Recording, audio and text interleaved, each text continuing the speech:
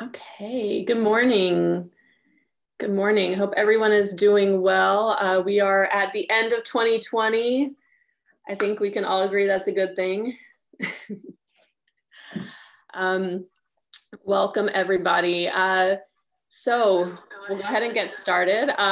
My name is Jenny Smith-Camejo. I'm the Communications Director for Positive Women's Network USA, a national membership organization of women and people of trans experience living with HIV. And I've got this amazing all-star panel with us right here, which I'm going to let them all introduce themselves in just a moment. Just real quick to welcome you to this event. This is the final PWNCares Sister Circle Community event of 2020. The PWNCares series, for folks who are not familiar with it, this is a multimedia series that Positive Women's Network created over a couple of years in 2017, 2018.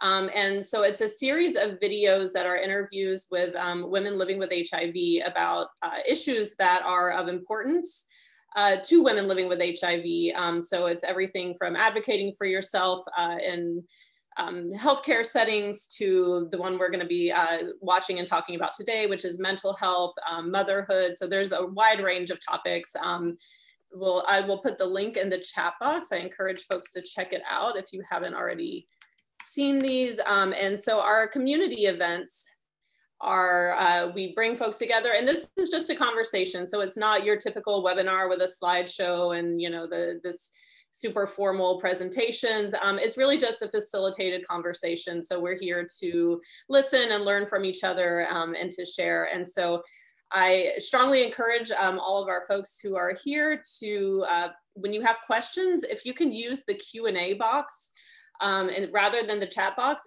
is great for saying hi and conversing with each other. But if you have a question that you would like the panelists to answer, if you could put it in the Q&A box, that way it won't get lost in the shuffle. And if you are watching on Facebook Live, you can also feel free to put questions in the comments and we will do our best to answer them. We may not be able to get to everybody's questions, but we'll do the best we can, especially if there are, you know, similar questions that are coming up from multiple people. And so with that, I want to go ahead and give our panelists a chance to introduce themselves. We'll go in alphabetical order by first name. So we'll start with Alicia. Hello, everyone. Good morning and good afternoon. Morning to some, afternoon to others. I'm Alicia Diggs in North Carolina by way of Philadelphia. But I am your North Carolina State Lead for Positive Women's Network USA. Actually, yesterday, the 13th, was my 19-year posiversary. So I am celebrating, thriving, and living as the beautiful queen that I am. And I'm just honored to be on this platform to share with everyone. Thank you, Alicia. Bre? Hi, everyone. Bre Rivera, she, her pronouns. I live in Albuquerque, New Mexico, and I am a board member of PWN USA. Really excited to check in with folks. Yeah, check. Thank you. Masonia? Good morning, everyone. I am Masonia Traylor, and I'm, I guess, dialing in from Atlanta, Georgia, by way of Decatur, Georgia, right down the street. And I, too, am a member of PWN. So thank you guys so much for having me here. Thank you for being here. And Shadawn? Hello, everybody. Good morning, good morning, good morning. Greetings from Houston, Texas, by way of Cincinnati, Ohio. However, I tell people I am a Houstonian, so don't get it twisted. I love it here. I am as well a member of PWN, the Houston chapter. Here to just enjoy and be a part of a very invigorating conversation, one that is very necessary, especially in the times that we are in. Hopefully you guys will have some questions. We'll be here to answer them. And thank you again for having me. Thank you all so much. So to get started with the conversation, we are going to watch the video about mental health. So this was filmed a couple of years ago. Alicia and Bre are both in it, as well as some other folks. And so it's about 10, 11 minutes. We are gonna watch that together and then we are going to start the conversation. So I am going to go ahead and share my screen. Make sure I check the right boxes. That is not what I'm trying to do. There we go, okay.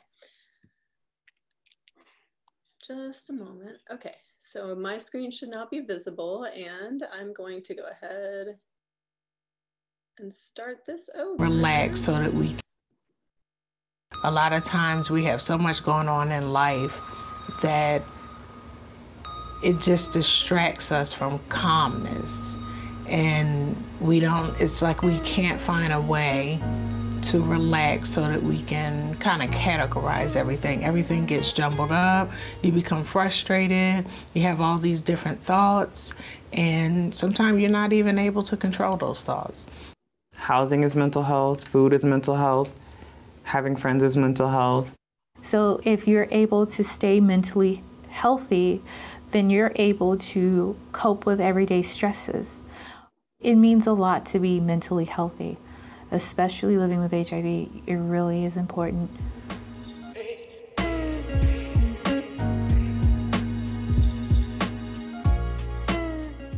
I tend to be too much.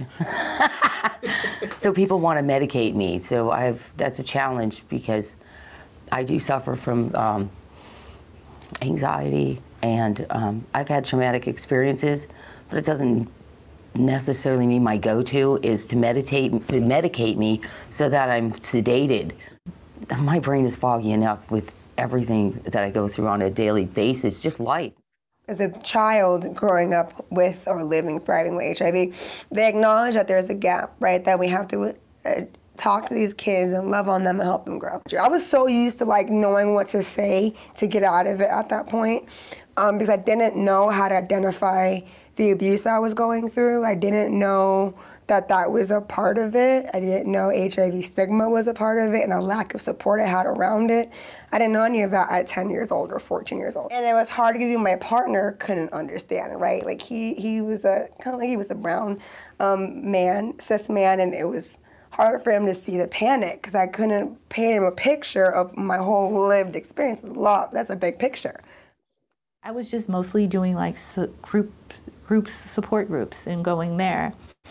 And then my mental illness showed up in the form of anxiety and depression. So then that's when I called. My county has a mental health access line. And just experiencing a lot of trauma in my life and, having different thoughts, suicidal thoughts, depression. And as I got older, dealing with more things as life came at me and I had to just embrace life, I realized then, wow, mental health is real.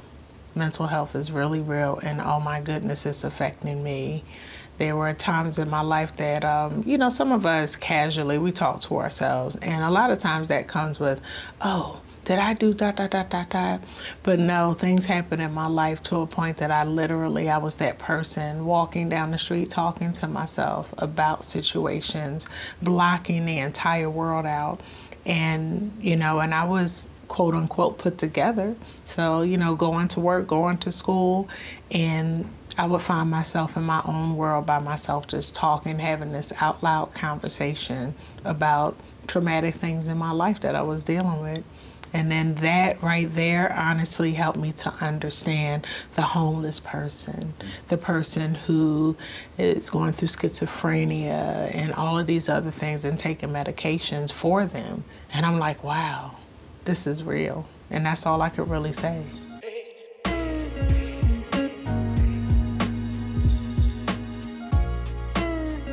So for me, I think one of the things that I kind of remember now when I get like down and out and depressed is like, it's a wave, like, right?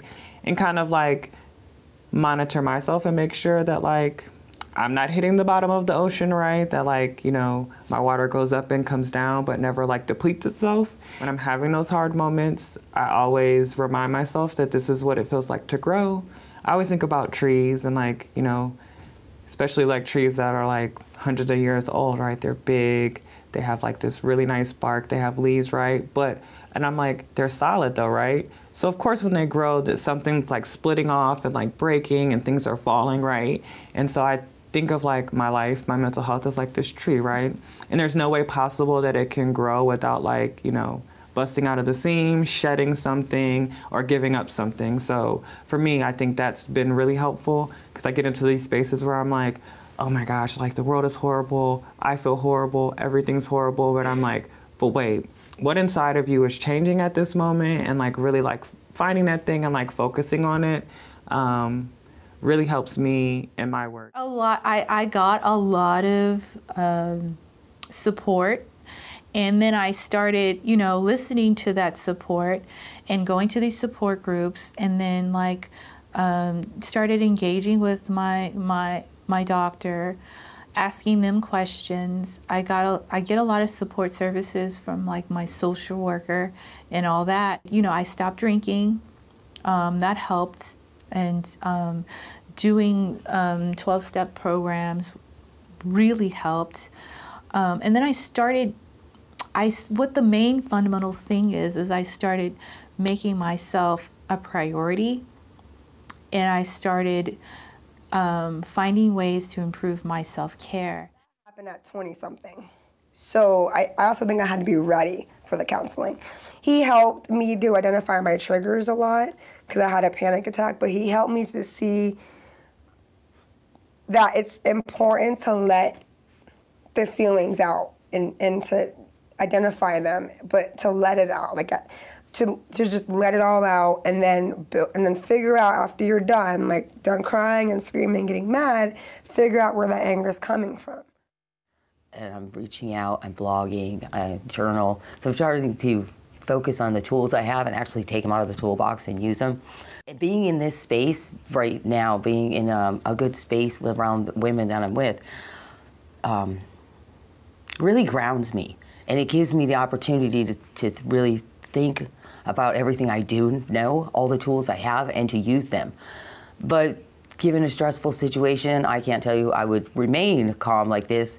And although I know the things, sometimes I have to really, not sometimes, mostly I struggle through being newly off the addiction, you know, newly into recovery partially. I had some counseling. I had, counseling, maybe about a year, and then I decided, a few years go by, I'm going into some depression, I'm slipping, I can recognize, the change in me, I need to talk to somebody. And I would find a happy space. I would have to get away. Music is my serenity. So it would be music, it would be a beach, it would be a lake, it would be the park, and I'd have to find something. If it meant vegging out in front of the TV for days, whatever it was, I have really embraced who I am as a person. Like, I really love me. I'm in tune with myself. I recognize when there's a change, when there's some type of shift, and it's like I know what to do so that I can control that.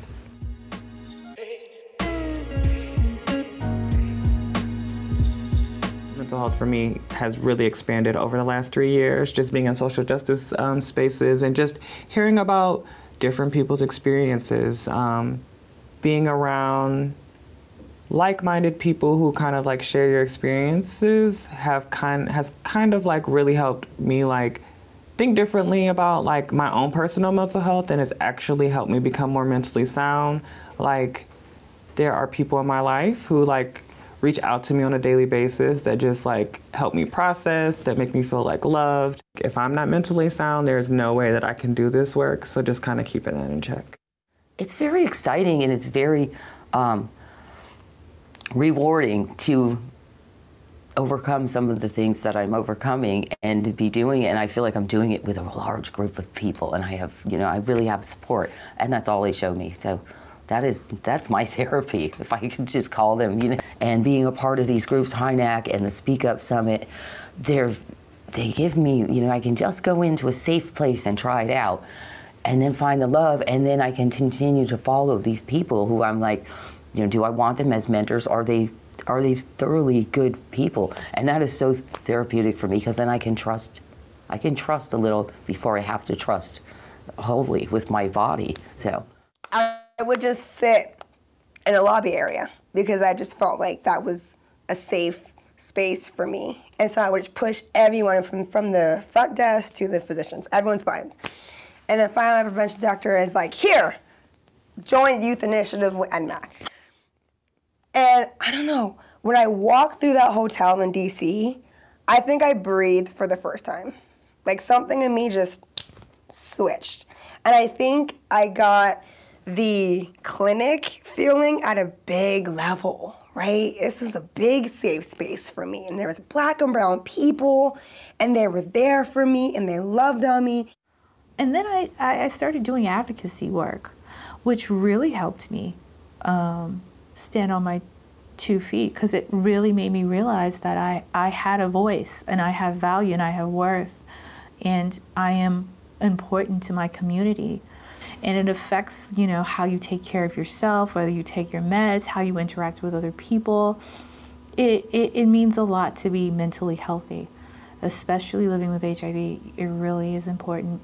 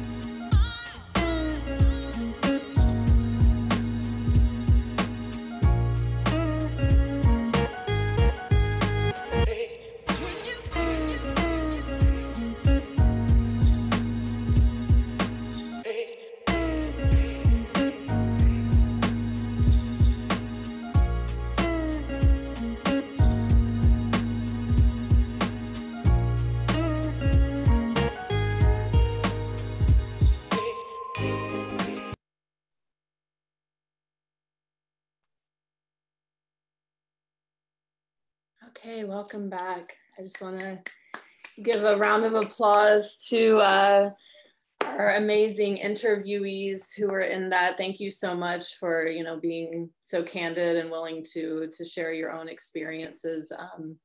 I think it's really, really helpful for everybody else.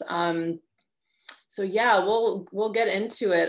So this video was filmed about 2.5 years ago, and a lot has changed in that time, especially this year has been a wild one. So I guess the first question I wanted to ask is to Bre and Alicia, watching that again now, 2.5 years later, what can you identify that has changed for you when it comes to mental health, if anything? Well, I will have to say that I speak up more. And what I mean by that is, you know, when I'll talk about Alicia. When I'm going through, you know, low tides or depression, you know, because I am a leader, or I do see myself as a leader, and I'm used to being the person that is supportive when it comes to me, most times I would not say anything. People ask, well, how are you doing? I'm good. I'm hanging in there, you know, but really inside I was a whole mess and wouldn't say anything. But now in 2020, yeah, I really make sure that I speak up and say, you know, no, I'm not good today. You know, I know you're used to seeing me smiling, but that smile is fake. No, I'm not doing good. Yes, I need you to hold me up. So that's what I see different about me from that video. I guess for me, the thing I'm seeing the biggest difference in myself is just around like boundaries. I think it's really important to name that as a person living with HIV, I'm depressed during this pandemic, right? And a lot of that is just coming from like worry of the world, but I think a lot of it too is just related to boundaries, things that we can control and things that we can't. A lot of us are like taking care of family, you know. I mean, the biggest boundary of now is like the 6 feet distance, right? I think work for a lot of folks have just become like really complicated. And yeah, and so like for me, realizing that my home is no longer my safe space, if that makes sense. With all the video calls and all of the technology and all of the pinging, I used to be able to like leave that at home. Yeah, but that's been like a challenge. So yeah, being really aware of like what's going on around me, and then, you know, building good boundaries around my mental health and like what I need in time and space. Yeah, thank you so much for that. And I wanted to ask, Shadawn, you're a therapist as well as a woman living with HIV. What did you hear in those interviews that sounded familiar to you, or like what have you sort of learned through your experience as a therapist? Well, that is a loaded question. What did I hear? I heard the stories of women like myself who have experienced mental health, whether that was from depression to anxiety to excessive worry, substance abuse recovery. I just heard a human. I heard a person that sits across on my couch. I heard myself in those videos. And I just heard individuals who, though I was very happy to hear that at some point they recognized that something wasn't right and they sought the help that they needed. I heard women who were able to find skills and they either found the skills or were taught the skills or were able to access the services that were needed for them to be able to live and thrive at that time. Definitely as a mental health professional, it was very encouraging to see those women be able to be vulnerable and transparent and also brave in telling their stories, but also, hopefully inspiring those that are watching and those that have watched it to hopefully be able to seek the help that they need in the times that they need it. And ultimately, like I said, I saw it myself, so it was great. Yeah, thank you. And I just sort of wanted to kick off, this is for a question for everybody, just sort of like I guess the most basic question, but it's also sometimes kind of tricky to answer. What does mental health mean to you? And do you think you're mentally healthy right now? Well, I guess I'll go and I'll be quick. There was oh gosh, it's a basic question, but it's not. So, I thought about it, and to me, mental health means being in a state of well-being mentally, balance with my emotions or psychologically, even having mental or emotional ability to deal with or handle certain stresses that you deal with on an everyday basis.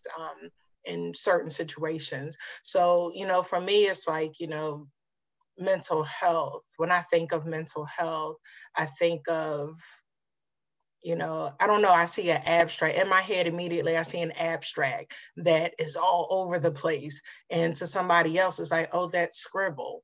Well, it's mental health because within my abstract, I can see love, I can see peace, I can see, depression, I can see all of these different things about me within that one abstract. So the abstract in someone else's eyes is scribble and mess all over the place, but there is order and foundation within that mess, if you will. And I can speak a little to that as well, Alicia. So for me, mental health means perspective. So when I think about mental health, what immediately comes to me is your perception is your reality. And so how you think of something, how you perceive that thing becomes what it is that you think and who you are and what you become and what you grow into. So when I ask myself, am I mentally healthy? I can say, yes, I'm utilizing and managing depression, and I'm utilizing tools to help me manage the depression. I can also say that I didn't believe in mental health or didn't understand mental health until I got diagnosed with HIV. I didn't think it was a necessity to reach out and seek out professional help, professional therapy around my new challenges. I didn't know that I had experienced a heavy trauma through the HIV diagnosis, a world unbeknownst to myself. And I consider myself to be mentally healthy because in order for me to help other people, I have made a commitment to myself that I'm going to make sure that I am intentional about my personal healing, the words and the conversation I'm having with myself on a consistent basis, because I know that's going to be what I give to others as a leader.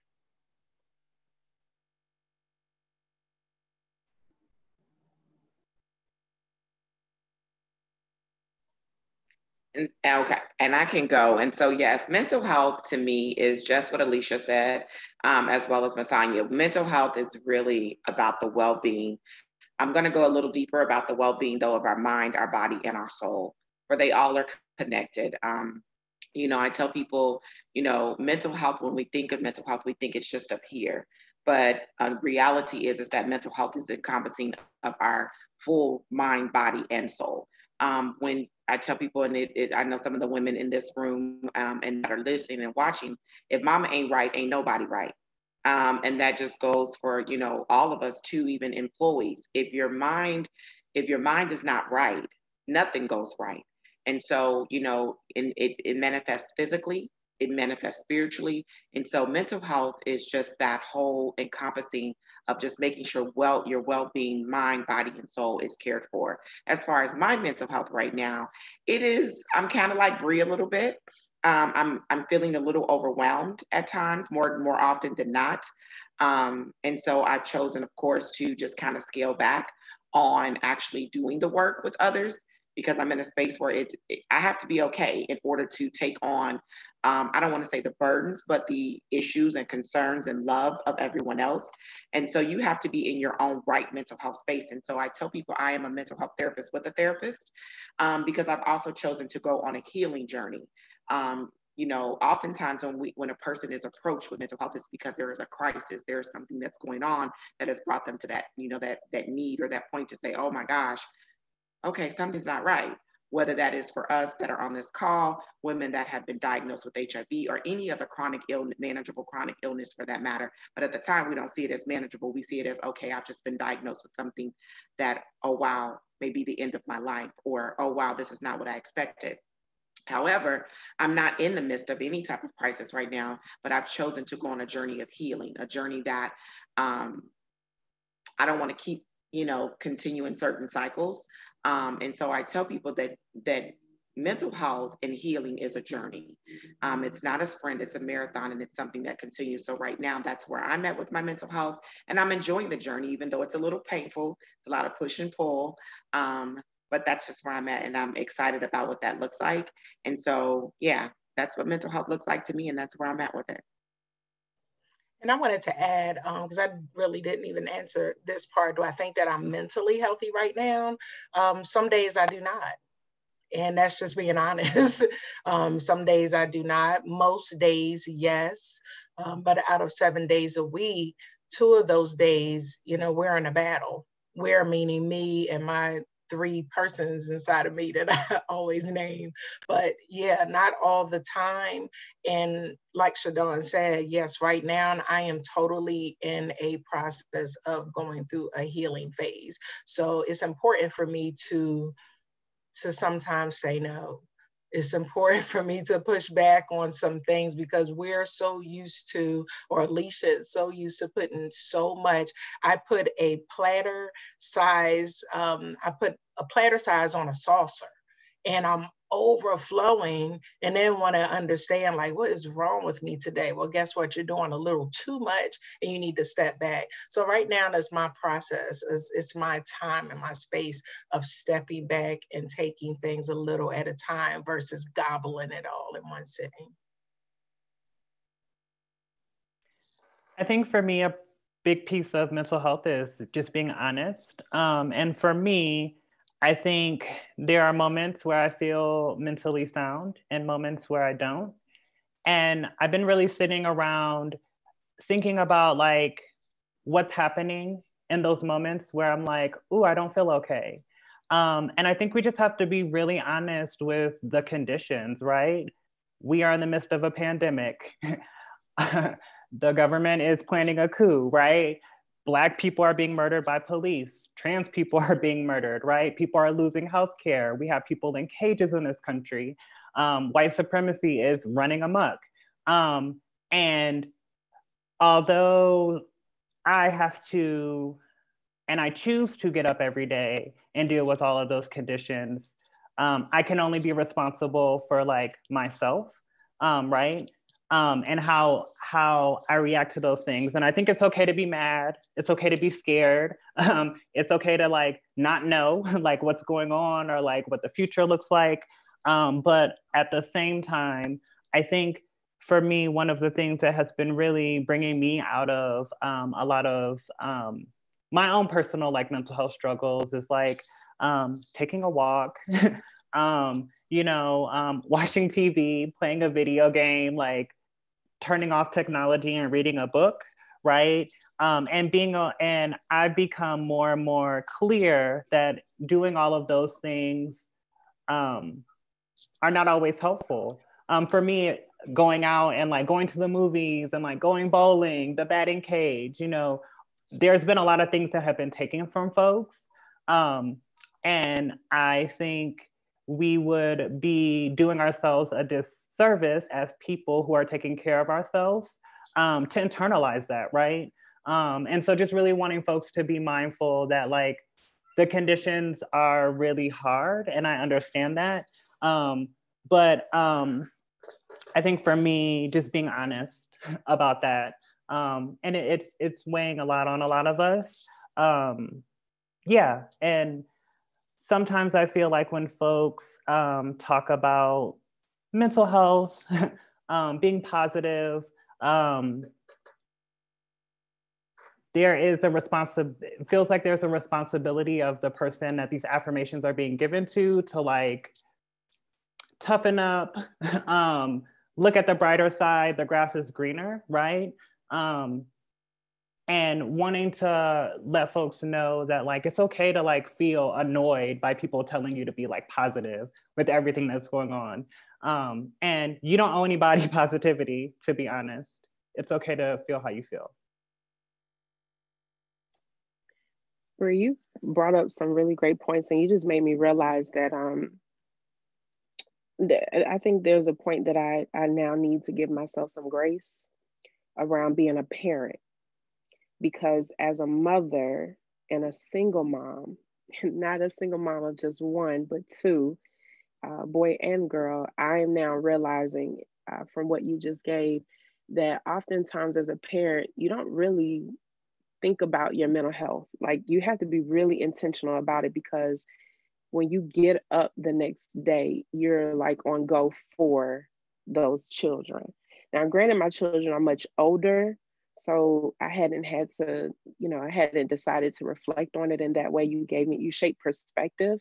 But when I think about my children when they were much younger, when I first got involved in advocacy 10 years ago, I didn't really think about it. I just jumped. I just kept going. I never sat down to really reflect. And since experiencing this pandemic, as well as massive heart attack last year, even though I usually have a very strong mental around get up and let's stay positive, I had something inside of me kept telling me over and over again, you can't do it. You're no longer that person. You can't get up. You got to wait for your heart to heal before you can bathe yourself. You got to wait for your heart to heal before you can brush your teeth. So like that finding that balance, and then asking myself, was that unhealthy to think that way? I had some support that said, hey, now that you've had this massive heart attack, it is not uncommon for those individuals to experience severe depression. I had just come out of severe depression. But then as soon as I had the heart attack, it was like a setback by 8 years. And then it was like, oh, I got to go back to therapy again for a whole nother reason. So I thank you for sharing that, Bre. That was very insightful and helpful to be able to reflect on. Thank you. Yeah, thank you. We have a question in the Q&A box. Due to trauma, I have challenges around identifying emotions and sometimes don't know what questions to ask or exactly what I should feel. Listening to shared stories like these today in the Sister Circle helps me to identify, yet it gives me this uncomfortable feeling on my inside that I can't pinpoint what the uncomfortable feeling is. Any help or guidance? So thank you for the question. I'm going to speak from a mental health, put my little mental health hat on, the little head that sits there, guys. But of course, I'm not anybody's mental health therapist in this space. But as a mental health therapist, it is very important to identify the feelings. And so, like you said, it's very hard to sit with that. Oftentimes, though, when we are having feelings, one of the most important things that you could do is to sit quiet. What I would challenge you to do is to sit quiet with that feeling. And the first thing I would ask you to do is to find, where is that feeling showing up in your body? Where is that part showing up in your body? Is it showing up in your head? Is it showing up in your chest?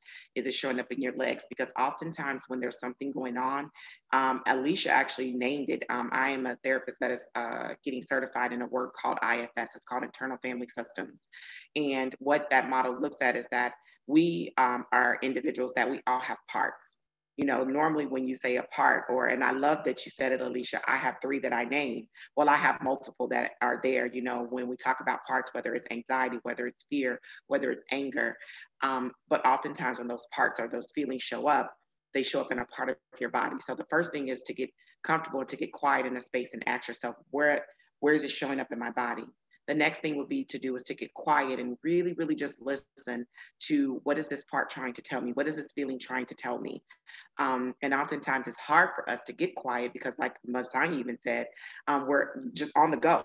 We're just so used to just go, go, go, go, go. Okay, dismiss it. But the reality is if I'm feeling something heavy in my chest, I need to just stop for a second and ask myself, what is that trying to tell me? What are you trying to tell me? Because right now it doesn't feel well. Right now I don't like the feeling. So I know that you're here for a reason. What is it that I need to hear from you? And so that's one of the things, just real briefly, that I would challenge you to do. And if you can, try that first. The next step, if you can go any further, is once you've identified where that is showing up in your body and you are able to get comfortable, is ask that feeling or that part, what are you trying to tell me?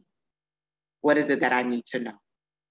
And then, of course, there's journeys and there's parts to continue in that work. But that is definitely a way to start kind of identifying where and how feelings are showing up and what they may be about, so that you can continue to start the process of getting to know all the parts of you, as Alicia said, because I'm also in this journey of discovering all the parts of me and, you know, how they were created and when they were created and what purpose are they serving, because every part is, you know, there's no bad parts to us because they all serve a purpose. But it's wonderful to get to know what and how they're showing up for us. So hopefully that was helpful. Thank you so wanted much. to add to. Go ahead. Oh, go ahead, Bre. I can go after you. It's fine. Okay. I just wanted to say what I heard from Shadawn just for me was feel the feelings. Like allow yourself to feel the feelings. I will say that when I first started therapy, mental health therapy, I had trouble feeling the feelings. I was very angry. And I didn't have many other words to describe my feelings of anger besides happy, mad, and sad. I had no other words to describe it. But now I have frustration, I have irritated, I have annoyed. But the therapist that I had at that time, she gave me a list of emoji faces. And it was just like being in kindergarten, as stubborn as I was not feeling it. Being a grown woman can't explain, express or explain or articulate my emotions. I was able to point at photos of how I was feeling. So no matter how melancholy I was, how dry I was, and my feelings and my emotions and my expressions on my face, I was able to point it out and say, this is how I feel. This is how I feel. And then I was able to add words to those feelings to be able to identify it. So as elementary as that was, it helped me a lot. I've given it to my children to do the same because I didn't come from a family that expressed their emotions much. It was everybody deals with their own stuff. You can cry. It's okay to cry. You can get angry. It's okay to be angry. But there were no discussions around what that really was and what to do with that, with those emotions, like where do you place them? So feel the feelings is what I heard from Shadawn, and I just wanted to point that out for you all. I just really wanted to share that I've been doing a lot of like body work, just like listening to my body, trying to figure out like what's wrong. Before the pandemic, I was seeing a chiropractor because I had this really intense, like, not a pain, but I could feel it in my back. And so they were helping me like work through it. But with all of the shutdowns and everything, I haven't been able to go back to the chiropractor. So around my birthday, I remember like not feeling pain, but like feeling discomfort and like wanting to be like pulled apart. And I'm like, okay, there's these parts in my body that I can't stretch, and it's really annoying me. 2 weeks ago, I downloaded a game called Just Dance. I wanted to like see what it was about. And I'm not a dancer. I'm like, I have 2 left feet. I have no rhythm. And so I started the game and got a really low score. The little emoji on the screen was like telling me I was doing a bad job. But I just wanted to like stick with it. And last night, I was doing it. I do it like in the morning and in the afternoon and then before I go to bed. And I really love this song, and I've been like trying to like perfect the dance moves. So last night, my husband was like, "It's really good to see you dance." And I was like, "Thank you." And he was like, "I've been watching your score as the days have progressed, and they've been getting better and better." And I sat with that for a minute, and I just realized that that pain that I was feeling was gone. And I was like, I just need to dance. So that's been like my thing. I really love it. But yeah, I think just taking some time and getting very clear with like what's going on in your body, and just finding new ways to like, stretch yourself. Oh, Bre, that made me cry. Yes, that is awesome. We can speak on this for the entire time, to be honest with you. But yes, like Shadawn said, and what Masonia heard from that is to, I always say your feelings are real. Your feelings are absolutely real, and you can own that, because we are used to speaking positive, all of it. You know what? Things could be worse. It could be this, it could be that. While it is not this or that, your feelings are real. And it is okay to embrace those feelings. That way you can figure out what is really going on. My thing is talk it out. This is why I have 3 people in me. I have these 3 situations. And, like you said, Masonia, you have you're angry. I have one in me that's really angry due to the trauma, and there's a list of topics or subjects under that anger. There's the scared child that's curled up in the ball that doesn't have, the power or the energy to speak up. And then there's the confident, okay, these things happen, but still I rise. And that one is the strongest one, but has not always been the strongest one. So, talking these things out and just saying, you know what, yeah, this is real. This is real. This is how I feel. And yes, Bre, that dancing, like I turn on my music, I'm in the kitchen and I'm by myself, like I'm on the dance floor. And my kitchen is the only part without carpet. So I'm just like really getting it in, trying to remember dance moves. If I mess up and I look all awkward, who cares? Nobody's there but me and my cat. So, but those things are important, in getting through those different mental health feelings. Thank you all so much for that. And yeah, I think I love that you all brought up the, Shadawn, that you brought up how the mind and body and soul, it's all connected. And, I'm not a therapist by any means, but I can definitely tell a difference in my mood on the days that I actually get up and like go for a run, and the days that I just get up and go straight to the computer. Mood is definitely affected by physical activity, and also even just things like getting outside. Jenny, I wanted to just touch on that too. So it's only been a couple of months since I've been strong enough to walk, and I'm still struggling with walking further than a block. And it's been over a year. And I think just hearing Bre talk about dancing, I miss it. And I know that when I do choose to dance, even if it's just a little swaying left and right, I experience chest pains. And those chest pains immediately bring me back to the heart attack experience. And so I'm just sitting here thinking about, yes, the movement is important, but when you can't get up, there were many a times where I couldn't, I at least tried. I would get up and try. So even though I couldn't get up and down the stairs within my home, But once a day, I would at least go down the stairs once that day, and I would try to get back up the stairs once a day. And so I just wanted, like, if anybody's listening and maybe in that space where like you wish you could, or you want to, just keep telling yourself that you can, and have in mind that you will, so that you must do it, right? So I just wanted to give that piece, because not everybody has the physical ability to do that. So I know how that feels to try to keep yourself in a mental space that you will one day, so that you must. Yeah, thank you for naming that. Absolutely. It's definitely a privilege to be able to do some of those things, and thanks for pointing out that there are also like ways that you can, you know, accommodate to that, but it is definitely very challenging. We have a question here in the Q&A box.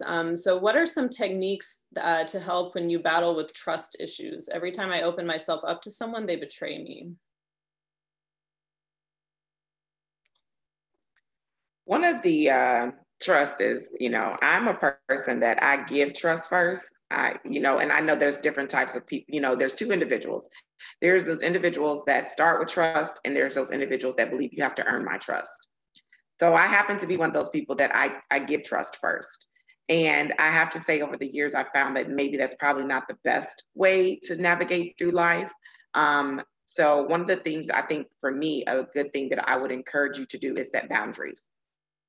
Boundaries is a good way to navigate and control your trust, you know, trust in any relationship. Because it is truly, at the end of the day, a person has to earn the right to hear your story. And so what does that look like? And so that's, again, an opportunity for you to sit down and really kind of make a list of what does it look like for this individual that has earned the right to hear my story. What is that, you know, what is that person? What are the qualities? What are the, you know, not necessarily looks, but what are the qualities of this individual that has earned the right to hear my story? You know, I have been betrayed 1,000,001 times. I feel like I'll probably be betrayed many more times. But the difference is that I've learned to set boundaries. So in setting boundaries is what's okay and what's not okay for me. And so again, that if you can just kind of think of that when you are thinking of the individuals that you are allowing in your circle to, you know, be a friend, be a confidant, is one, decide, you know, what are the standards for this person or any individual to hear my story, and also what's okay and what's not okay for me is a good way to think of how do I look at trust and what does that look like. So that's just my input. That's good. I agree with Shadawn. There have been many times that, you know, I am a person of trusting first. And then, you know, when I find that you betray me, I'm like, okay, I know you now. And I had to learn, like, in a lot of situations, you can't always go with that first. So for me personally, I am an energy person. So I can feel your energy. I can attract or not be attracted to your energy. And in that time when I'm trying to learn your energy, so to speak, I sit back now, and instead of being this, you know, happy-go-lucky, I'm talking, I want to be friendly, everybody get along. You know, when I'm not doing that, it is more so sitting back and observing when I am in your presence and when you are in mine.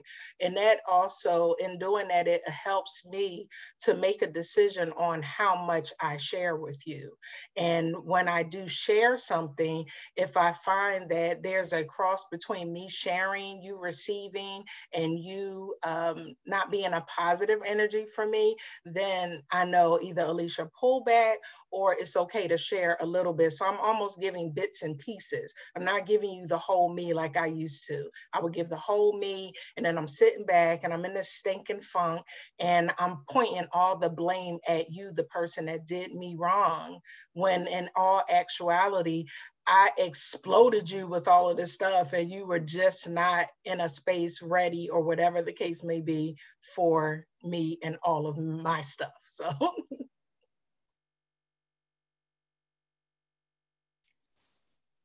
I meet people where they are. I blame myself first for most things, but I've had to learn that I wasn't responsible for the entire situation. One of my first big betrayals was the HIV.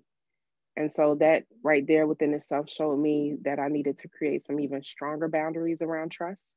And that wasn't just HIV and who I'm dating, it would be HIV and people I let into my friendship and in my world, right?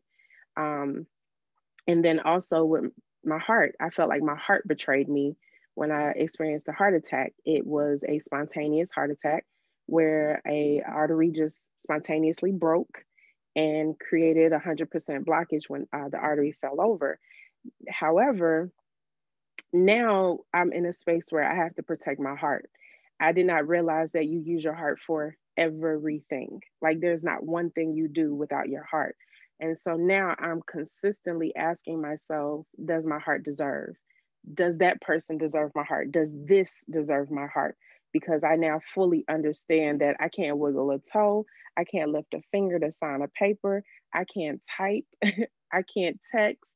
I can't breathe without my heart. So within that, I've learned to just consistently ask myself, does this deserve my heart? And then I'll make a decision if it's worth it. Is it worth it? Because once the heart stops, I'm no longer living. So was that worth it? So I know that's kind of heavy for some people, but just because I know that I'm enduring in this transition of strengthening my heart, I'm oftentimes looking at like my friends and my peers and saying, you know, well, what does that mean to your heart? And I'm pretty sure that's like a double entendre for them because they understand where I'm coming from when I'm asking them that, you know. So the boundaries that I've created is all encompassing of what I deserve. And I'll also ask myself, what purpose am I serving to them? Like, not waiting for them to ask me what they want. It's like if you're having a media interview and they can ask you a million questions. You don't have to answer not one of them. You could say, you know, the sky is green today. And they asked you, well, what is your HIV status and who did you get it from? You know, you can just start looking around. Like you get to choose how you want to respond to people. So I just, you know, my boundaries are strongly encompassing of me protecting my heart. And just to round off, I think that was really good advice from everyone that spoke before me.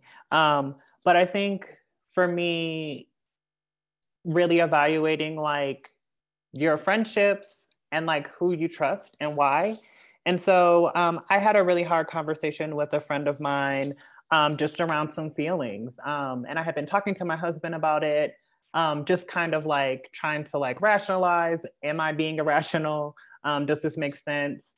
And one of the things that I said was, I was like, okay, to me, this feels like something I can kind of like navigate through. I'm going to leave it alone.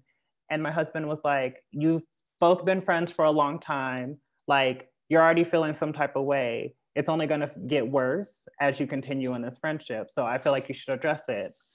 And so the next day I called my friend. I was super nervous. I stumbled over my words. She heard me out. And she just affirmed like what I was feeling, right? And like, it makes sense as to why I was feeling the way that I felt, and affirmed our friendship and just kind of like clarified some things. And I think for me, it showed a level of growth in me because I'm so used to like getting my feelings hurt, being misgendered, not feeling like a part of things, right? To where when bad things happen, I'm just like, F it, like I'm going to walk away. I'm not going to speak to you. I'm going to have this grudge, right? But having that practice with really good friends who actually like hold you in love and like understand who you are as a person, could then help you start having those conversations with folks that you may not trust, and for good reason, right? But I think a lot of times mistrust comes in because of lack of communication.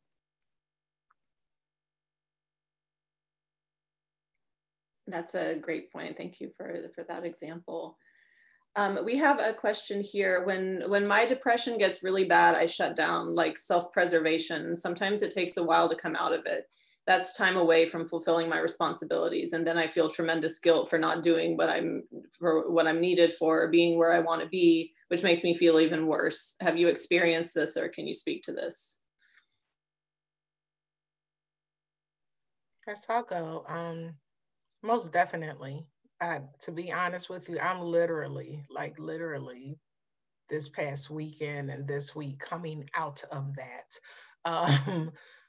Just having a completely depressed and don't want to just leave me alone, and then think about all the other responsibilities, and it's like people are waiting for me, then I feel really bad. And you know how I got through that, I had to be honest with it. I really, really just had to be honest, and I had to speak on it. And because I am connected to safe spaces, I had the opportunity to speak on it numerous times. And because I have a great support system, where people are checking on me, and me, number one, being honest, I was able to say, hey, this is how I'm feeling. And I don't care. You know, I know this, that, and the third needs to be done, but I don't care, because the way I'm feeling right now, and I'm in this dark space, I don't know how to get out. I see the rope is there, but I feel like it's too far away from me to snatch onto it and climb up out of this. And right now, I don't want to, I don't care, but I don't know why, or I need help with this. And as I had the safe space availability and the people who were support systems to, or who are support systems to me, I was able to talk it through and get whatever encouragement that I needed. But the main thing I needed, to be honest with you, as simple as it is to hear it's okay. Because many times we don't realize that it is okay to have those feelings. It is okay to be not present for a little while. It is okay to have your fit, whatever it is you're going through, but don't do it by yourself. Get with somebody. That way, you know, okay, let me put on, I always say my big girl panties. I put them on. You know, somebody told me one day, Alicia, you're going to be okay. Now it's time to put on your big girl panties. I said, well, they're dirty in the laundry. She said, well, get the other ones. I said, well, they got holes in them. She said, you got a drawer full of them. Grab a pair, put them on, and know that you're supported. It's going to be okay. So for me, that's what worked. Put them all on, yes.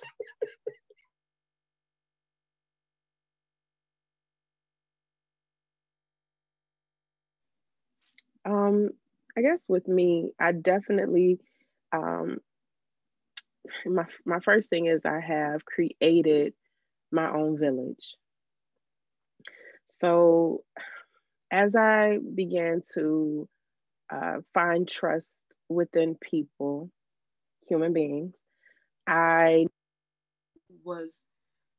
noticed each person's like strength, and based on their strengths, I learned what I could come to them with, right? And so I would ask them based on their capacity, like, how do they think they could help me as well? Because I would be struggling pretty bad. But during this pandemic, I told my therapist, I can no longer see you every 2 weeks. I feel like I'm about to start spiraling. I need to see you every week. And so advocating for myself, that was really challenging. Speaking up for myself, I also not necessarily designated, I allowed a friend to contact me daily. I am not a daily talking person. And I actually let, about 2 people like talk to me daily. And over time, it actually strengthened, my confidence around what I could at least do, things that I could do at the very least. I also had a friend that once she called me about maybe 8 years ago. She said, how's your mental? And I was like, wow, nobody's ever asked me that before. She didn't just say, how are you doing and how you feeling? She said, hey, Masonia, how's your mental? I said to her, can you do that more often, like whenever you think of it? No pressure, just if you feel you have the capacity to, just offer me a gentle check-in and just ask me how's my mental, because it's like a reset button for me. And she decided to take on doing it, and she's been doing it for about 9 years now.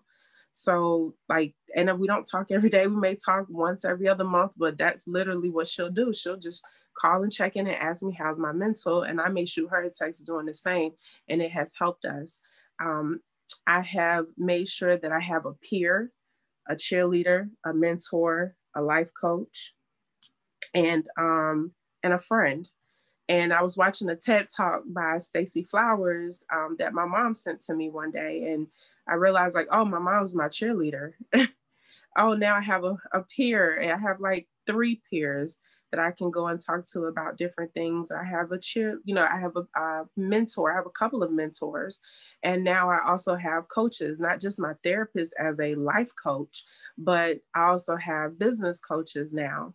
So I'm like receiving support on so many different levels where it would be really challenging for me to just allow myself to fall because I'm being upheld with so much support on every end of the spectrum, but I positioned those individuals in that way based on how they showed up for me.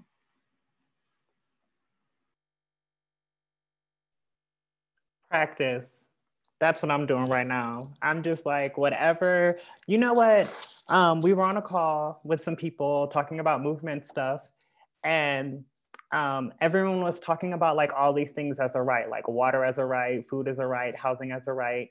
Not saying I'm opposed to it, but I was like, what about pleasure as a right? And folks were like, whoa. And I was just like, like, why can't we like do the things that we love, right? And pleasure could mean all of the things, sexual and non-sexual. And yeah, and when I said that, I took it upon myself to just do more things that bring me joy. So like, I wake up at 4:00 every morning to prepare myself to take a walk, right? The walk is the thing that's pleasurable. I don't like getting up that early. But I also realize that sometimes when you want to do the things that bring you the most pleasure, you're gonna have to like sacrifice, there's gonna be some discomfort. And to be honest, leading with pleasure has actually allowed me to find joy and abundance during this pandemic. I moved a project earlier this year, and folks were like, it's a pandemic, are you sure you wanna move this? Like, it could be a disaster. But it was the thing that brought me joy. And I'm like receiving the fruits of labor of like making that decision to like put myself in first, right? And experience joy. And so just really wanting to like leave folks with that, like find the things that bring you the most pleasure and do them, as long as it puts no one else like at risk or at harm.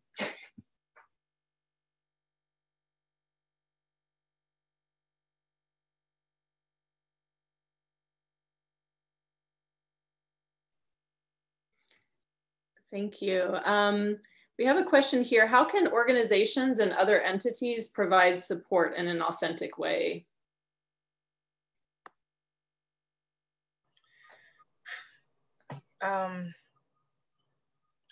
Being a person coming from an organization, I feel like it's very important for the leader of their organization to make sure that time is set aside for staff to, I say, interact or get training from an outside source who is very, very good in that area. That way, when they have some of those tools, the staff are able to assist the community that they're said helping.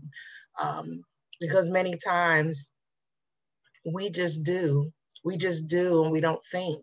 And, a lot of times we get so busy in just doing that we don't see that individual, and everybody's situation is different and everybody handles things differently.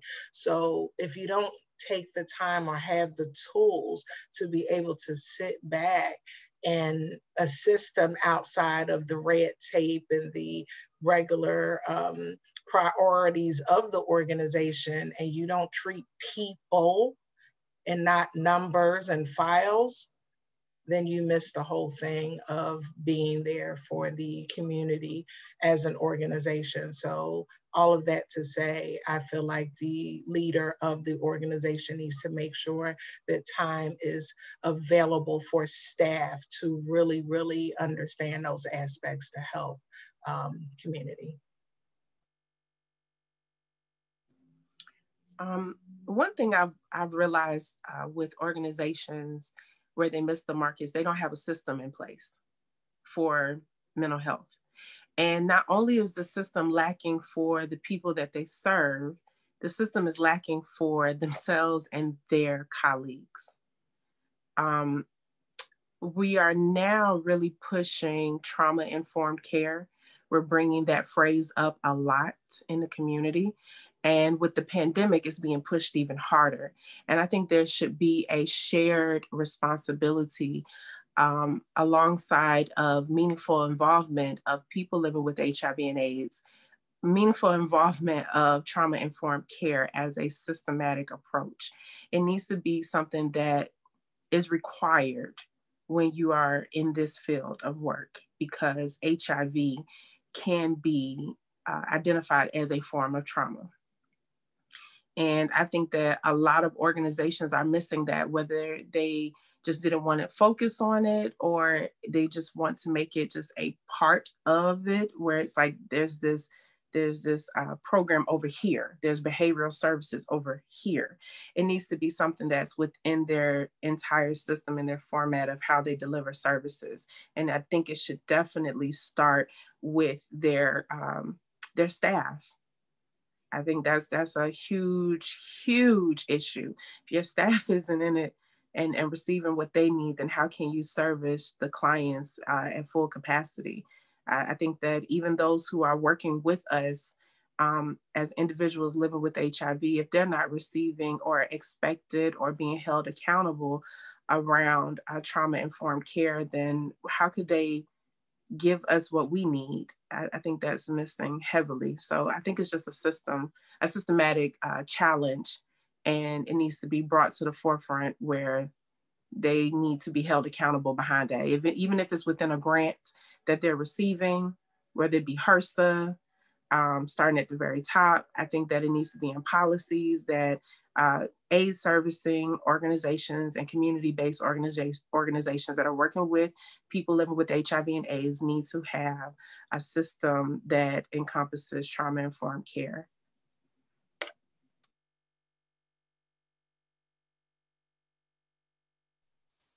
I think one of the things that I wanted to leave folks with just thoughts around capacity.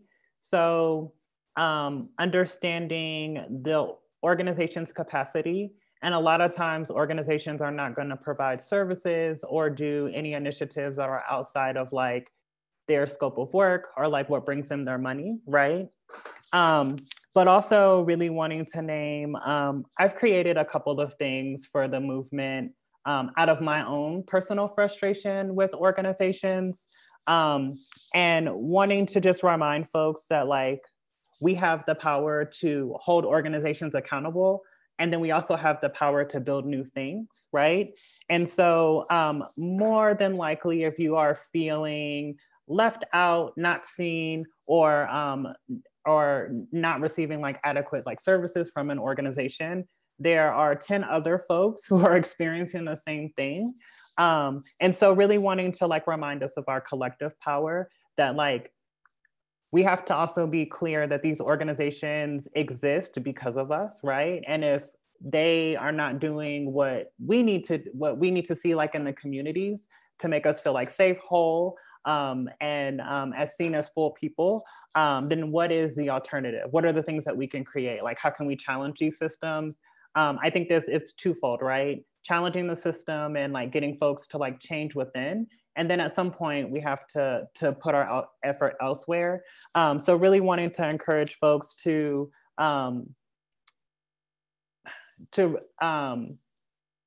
just be mindful of like the things that people are creating out here, and like visibility is helpful, showing up to volunteer, right? And understanding that like for a lot of us, we are like creating the world that we want to see.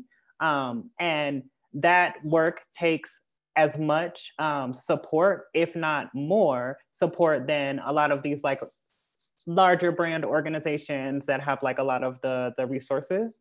Yeah, and so just really wanting folks to support folks in building out new things.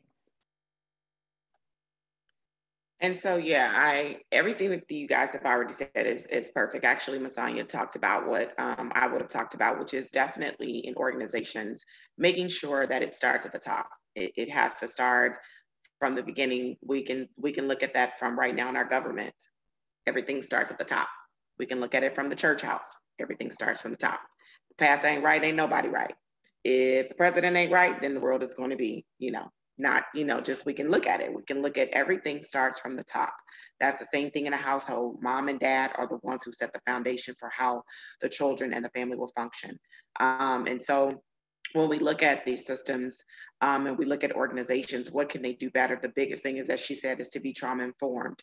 And when we talk about trauma informed, what does that mean? That means that you are looking at a situation, knowing and understanding through motivational interviewing, which is another phenomenal technique that most organizations need to, I think, really capitalize on and utilize, is motivational interviewing, because what that does is that allows you to learn more about the individual that is before you, not just make an assumption just because I'm living with HIV that, oh, X, Y, and Z. No, if you actually are doing an in-depth motivational interviewing, you'll actually get a lot of things that you need to be able to be of service to the individual. You also said it right, Masonia, is that a lot of these organizations also are not looking at what is it that their own employees need to show up. You need a certain level of your own support to be able to show up for those individuals that need you most. So those are some of the things that I think a lot of the organizations can definitely do, is start looking at from the head down, what is it that I want to see? What is it that the community needs? And how can I and my team be of better service? And that looks at making sure that my team is getting what they need mentally, emotionally, and spiritually to be able to show up for the individuals that we need are here to serve. And then, like I said, encapsulate trauma-informed care practices, not just for their employees, but definitely for the individuals that they serve through a motivational interviewing lens is one of the ways that they can definitely do that. So. Thank you all so much for addressing that. Yeah, one thing I wanted to ask, this has come up a couple of times, but I want to kind of be explicit about it. 2020 has definitely been a very special and a very rough year. It's definitely, there's all of the ordinary stuff, the things that we kind of expect. And then there's this whole other thing, whether it's around, worrying about your physical health to, the isolation from the shutdowns and from not being able to have the same contacts that we usually do, to losing jobs and income. So just what are some new mental health concerns that either you've had for yourself or you've noticed in others this year, and any kind of pointers on how you've coped with them, or how you've helped others cope with them? I think for a lot of us, I have not traveled this year. I traveled one time this year on a plane, and it's been really weird. I feel like one of the things I just want people to be mindful of is just the adjustment. I was used to flying multiple times a month and sleeping in hotels for weeks at a time, and being at conferences and eating different. There's just so many things that I now can't participate in. And for people living with HIV, I think one of the things we have to be mindful of is that we're going to get cleared last when it comes to stuff being able to open up and things being safe. And so for me, folks are talking about summer, and I'm fall, maybe winter 2021. Yeah. And so just wanting folks to just be mindful of all of the things that we've lost and all of the adjustments that we've had to make since this pandemic has happened. I think if I had to speak to that, definitely COVID-19, some of the things that I've seen, the biggest things is social isolation and loneliness that have definitely led to a large increase in depressive symptoms and anxiety. What we know is that individuals living with HIV already are kind of in an isolated world. Unless you have, as Masonia talked about, an actual village, an intentional village that you've set, a lot of us don't have a lot of individuals that we can trust, that we can lean on, that we can go to. And so COVID-19, we've been asked to social distance, but social distance equated to social isolation. Social isolation then led to loneliness. And so those are real indicators of an increase in depression, an increase in suicidality, an increase in addiction. And so just really wanting people to be aware that just because we've been asked to socially distance does not mean that we have to socially isolate. It doesn't mean that we have to experience loneliness. What I would encourage us to do, which is some of the things that I've been able to do, is create groups. So, you know, Zoom, if everybody does not know, I would hope you already know that Zoom, I still believe they still give a free 45 minutes to just, you know, if you sign up, you get free 45 minutes. So that's enough time to have a powwow with a friend or a group of friends. But then there's also individuals that have, you know, actual paid accounts. And if you know someone, ask them, can we set up a whole party? I literally initially, when COVID started, we were having our, you know, social distance parties on Zoom. I literally got drunk a couple different times. I was like, how does this happen on a Zoom call? And it was a lot of fun. I was like, when I was tipsy, like we was kicking it. I was like, oh my God, this is so fun, you know? So definitely finding invigorating ways to engage other individuals. If that's, you know, if you have FaceTime, if you have WhatsApp, there are so many. Facebook has created spaces for you to create friend groups. Instagram has created ways for you to incorporate face groups, you know, like groups of friends to come together. I believe it's another Hangout, where you can actually play games. So definitely do not feel like because you've been asked to socially distance, you know, stay 6 feet and, you know, wear a mask and wash your hand all the time, that meant that you had to not have any type of human interaction. There's so many ways that you can continue to do that. So please do it. It's also what Jenny talked about, is that I encourage people. I got back to a first love, and that was riding a bike. I love, oh my God, me and nature, we have such a love relationship. And that's how I feel about it. Me love nature and water. And so, you know, for some, you probably ask yourself when did you last time you took a bath? You know, unless you've had a traumatic experience with a bathtub, get in the tub. Let the water just flow, and, you know, get you some candles and get you some water, and let you know, just let that just flow through you. So just know, I think one of the biggest things that I saw was the social isolation leading to loneliness, leading to the uptake of truly some severe mental illness and addiction. And so just make sure that you're mindful of that, and you just do what you got to do to, if that's, like I tell people, go out on your balcony if you have one, go out in the front porch, take a walk around the block if you can, but just do something to keep your mind and your body and your soul activated. So that's what I've seen, and I encourage you guys to do. I love that both of you hit the nail on the head, really. You know, in the beginning, especially being someone who's working all the time, you kind of get tired of your meetings. But I know what I had to do. I live in an apartment, so, you know, getting my mail, I only check my mail if I'm leaving out or coming in. And even with the trash, you know, our dumpster is at the very top. I'm at the very bottom of the apartment complex, which is an advantage for me, because when the weather was nice or it's not too cold, I say, you know what, I'm gonna walk up and get my mail. Well, then by the time I get to the top, it's like, you know what, let me just walk to the top of the street. And then I'll end up going for a walk, and then it feels good. And then, you know, my apartment complex is one way in and one way out. So I don't have to worry about continual traffic, and we have hellacious speed bumps. So, you know, I'm pretty safe. I may walk the complex a couple times, and then, you know, I've gotten my mail. I feel good. I've got some free vitamin D from the sun. I'm just like, yes. And then, you know, when it comes with the trash, I'll walk that up if it's not too heavy. But I also had to find, you know, my own hobbies. As a kid, I used to love playing with beads, to the point that I'm gonna tell my age, but we had little purses in the early 70s that had the tiniest beads in the world on these little purses. And I took those beads out one night, my brother was sleeping, and I put some in his ears. It wasn't being malicious. I was a little girl, I was a toddler. I just like playing with my big brother. He was very playful with me. So doing things to him didn't mean harming him.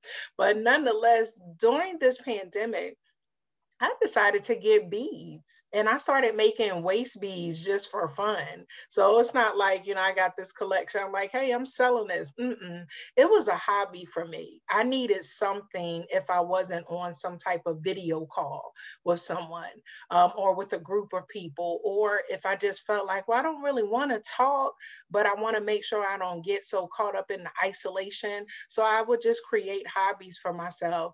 And in the beginning, doing these waist beads, these. It was like, man, it's taking forever just to do one. Found a YouTube video on how to do it, you know, have a better skill with it. So I got my little needle and thread, and I'm like, oh, I'm making these waist beads. Oh, I've been watching this movie for 2 hours and I done made 3 waist beads. I'm good, you know. So that was just a therapeutic thing for me to do. And then during the Thanksgiving holiday, you know, families, we couldn't be together. We made a decision not to, with the pandemic on such a rise, and we're all in different states. So we had like a 15, 20-minute family Thanksgiving Zoom, and we toasted it up, and, you know, and it was great. And it just made me feel good on Thanksgiving because I was at home by myself. So. Jenny, can you repeat the question for me? I got so wrapped up in everyone's responses. I became a part of the audience rather than a panelist. Yeah, no worries. No, I was just asking any new mental health concerns you've had for yourself sort of in the rough year context of 2020 and how you've coped with those or how you've helped others cope with them. Okay, so, all right. So I know a lot of people look at 2020 as their worst year. I just ask, don't take me back to 2019. I don't want another heart attack. I've had a lot of growth this year, and I've been really appreciative of the pause because even driving was a challenge for me because I experienced a heart attack while driving on the expressway, and just being diagnosed with PTSD around that, just driving 2 blocks to the elementary school was a lot of work on your heart. So I've just been appreciative of the pause, but new approaches.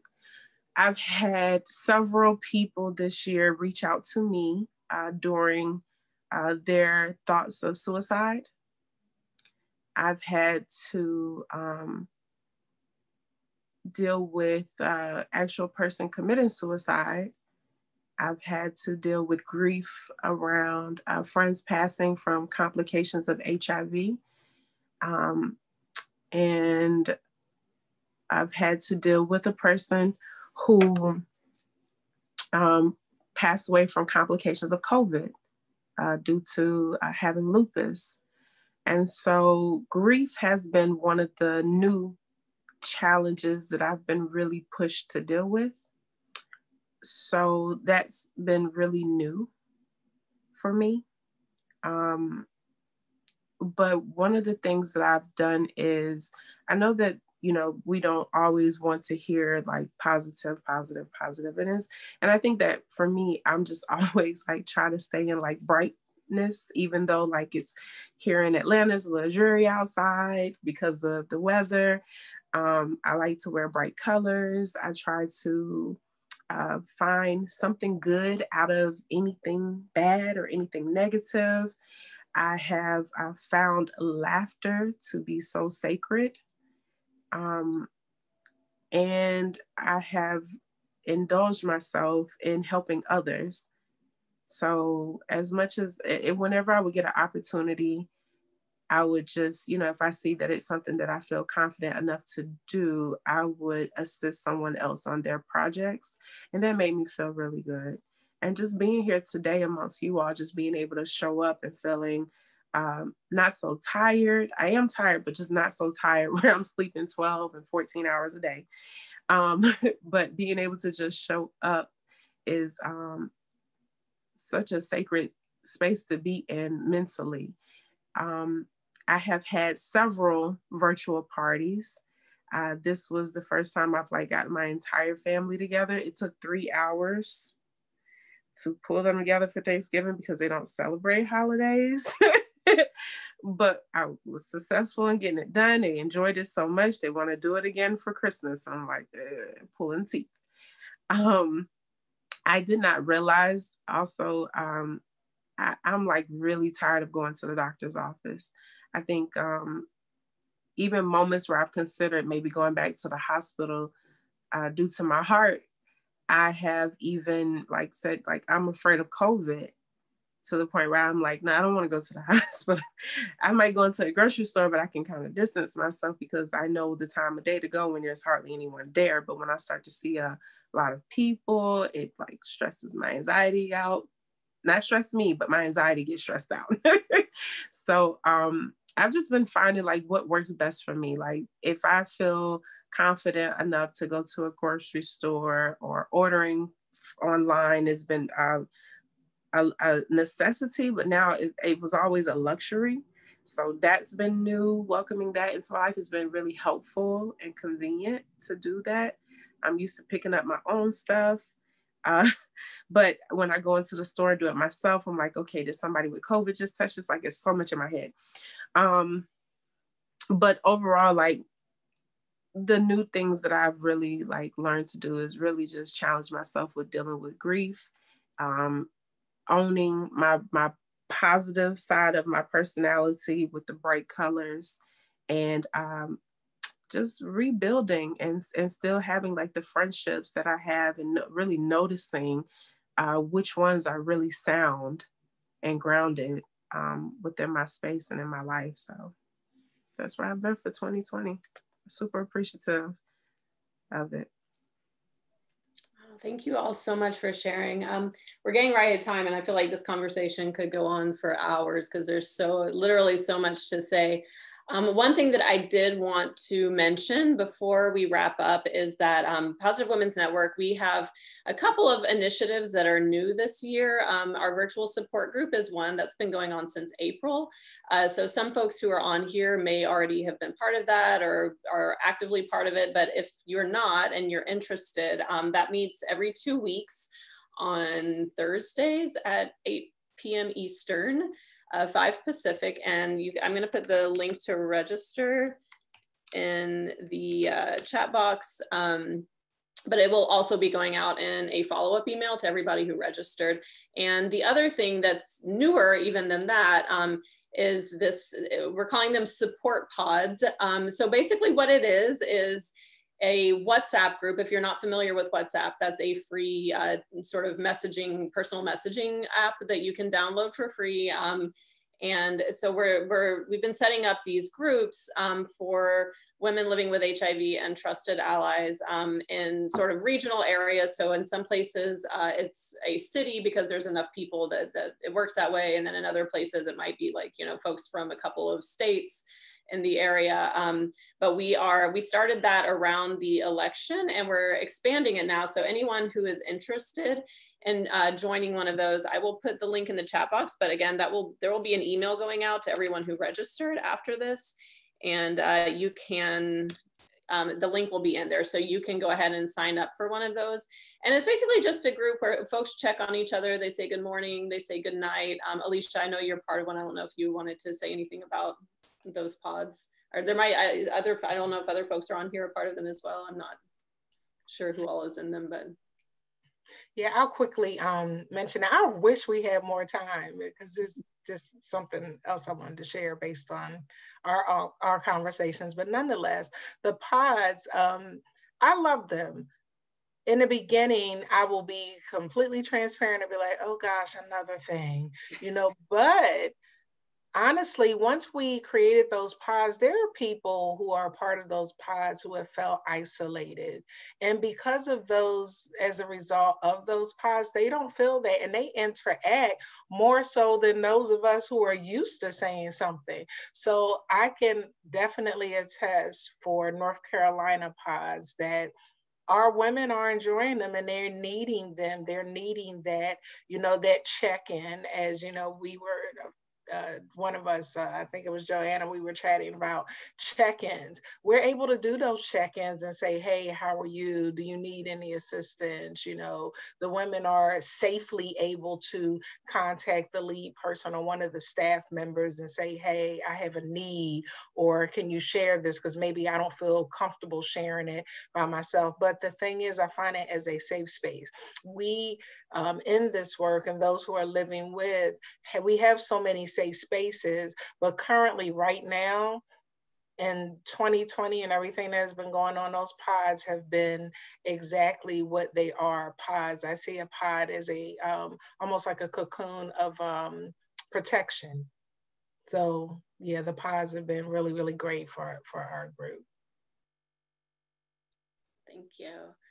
Yeah, so those are, like I said, those are open to any woman or person of trans experience living with HIV, and a few key trusted allies. We're screening those carefully because we want to make sure that it's a safe space. So yeah, so we are screening how they come in, but there will be, like I said, there'll be a link where you can sign up, and the follow-up email that will go out later today, probably, if not first thing tomorrow. And then we're going to have a sort of like PODS 101 intro session. There'll be 2 of them on Wednesday. One is at 1 Eastern and the other is at 8 Eastern. And so the information for those will go out as well to folks who sign up on the form. And that's mainly for folks who do not already have WhatsApp and who kind of need like a quick tutorial on how to download that and how to join. But I think there will also be, you know, some questions answered around the pods and how they work and all that. So just to let folks know that that exists and you are invited, and there will be information coming out in the follow-up email. So do open that up and keep an eye out. Yeah, and we're just a little past time. So I wanna go ahead and wrap it up. Want to thank our panelists so much, all of you, for bringing all of your experience and your wisdom and your vulnerability, your full selves. I know that you've touched a lot of folks. I've heard some great stuff over here in the chat box and on the Facebook Live. So thank you all so much. Any final things you want to say before we sign off?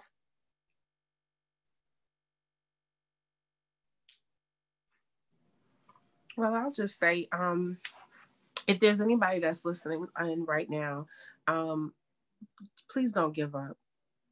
I hope that what we all said resonated with you, helped you, encouraged you. If you are on Facebook watching this live, please hit the like and share button. You never know that even though we're talking about HIV and our lived experience, I think that what we offer to other people, not just with chronic illnesses, but also maybe having some challenges and shifts around their mental health. I think that they see those of us living with HIV as a strength of, or a source of resilience in a sense. And with that, I just want to say, just don't give up, reach out. They talked about the pods. Yes, that's for persons living with HIV and AIDS, but we may have another connection to another resource that may help you as well. So just still reach out and don't give up. Thank you. Okay, I will go, and I agree with Masonia. Please don't give up, and please know that you're not by yourself. I will try to share this really, really quickly. Bre mentioned in the video that was watched earlier, Bre used an analogy about trees and, you know, how to survive through the years and centuries. They grow, and in order to grow, they crack and then lose branches along the way. And, you know, I made it a point to really look up some of our strongest trees, oak trees. They're a symbol of strength, moral resistance, and knowledge. And then the palm tree, they have spaghetti-like roots that grow into a ball, forging a deep and strong root structure in the ground. Well, I'm an analogy person, so that right there is Positive Women's Network, your friends, your family support, be it a doctor, but your support. Their leaves have flexible spines that fold up against hard weather. All the stuff that we go through as a people, your encouragement from your friends, your family, your support, Positive Women's Network. Also, the cylinder is like rings around the trunk. It creates a super strength that will allow a palm tree to bend up to 50 degrees without even snapping. That's our solidarity, our sisterhood. And that's how I see that when I listen to the analogy that Bre gave, and knowing I just love nature, I thought it was important to look that up and to share that with you. Stay strengthened. You are a palm tree. You may bend, but you will not break, because you have support of not just people that are immediately next to you, but you have it worldwide from all of us as sisters in solidarity. That's beautiful. Thank you. Just to piggyback, guys, just know that it's okay to not be okay, and that it's okay to ask for help, and know that if you cannot reach one of us directly, definitely that there's a network, as Alicia has said, as Masonia has said, there's a network of individuals out here to love on you, support you. If you are, for any reason, of course, experiencing any type of suicidal thoughts, know that there is the National Suicide Hotline. We can tag that below. Know that there is SAMHSA, there is so many other resources out here for you if you are definitely in need of mental health services. There are agencies and opportunities that have actually popped up and for free counseling services. So definitely just know that it's okay to not be okay, and it's definitely okay to ask for help. And know that nothing knows I love you, and that I am here praying and supporting and sending you all the positive energy so that you can continue to live and thrive, whether that is with HIV, whether that is mental health, whether that is any other chronic illness. I love you, and I need you to know that. Thank you so much. Great. Well, thank you all. I hope everyone has a wonderful day. And yes, look out for that follow-up email. There'll be resources and ways you can sign up for these groups we mentioned. So everyone take care of yourselves and each other. And see you all soon. Thank you. Take care. Thank you, Jenny. Thank you. Thank you. Bye.